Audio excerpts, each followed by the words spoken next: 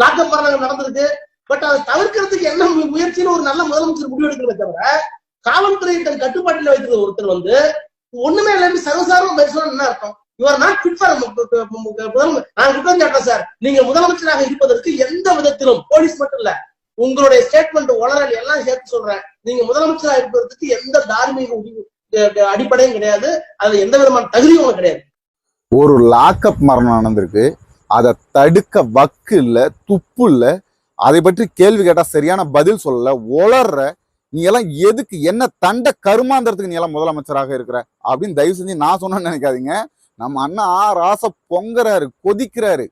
அதாவது அவருக்கு என்ன ஆதங்கமோ, நம்ம முதல்வர் முத்துவேல் கருணாநிதி ஸ்டாலின் அவர்கள் சிறப்பான ஆட்சி, பொன்னான ஆட்சி, ஒரு பக்கம் தேனாரும் பாலாருமாக பொங்கி ஓடக்கூடிய ஆட்சி, இந்த ஆட்சியை குறை சொல்லணும்னு அவருக்கு என்னன்னு தெரியலங்க. ஏன் அண்ணன் இப்படி பேசினாருன்னு உண்மையிலேயே நம்மளுக்கு புரியல. முதல்வர் வந்தால் இதெல்லாம் கேட்டு மன உளைச்சலுக்கு ஆளாயிருப்பாரு. முதல்வர் அவர்களுக்கு யாராவது ஆறுதல் சொல்லுங்க, வேற என்ன பண்றது. அதாவது என்ன சொல்றது, வளர்த்த கடா மாறல பாயுதுங்கிறது இதுதான், வேற எதுவும் கிடையாது. அண்ணன் ஆர் ராசா அவர்கள் எந்த கோபமாக இருந்தாலும் பொது வெளியில காட்ட வேண்டாம்.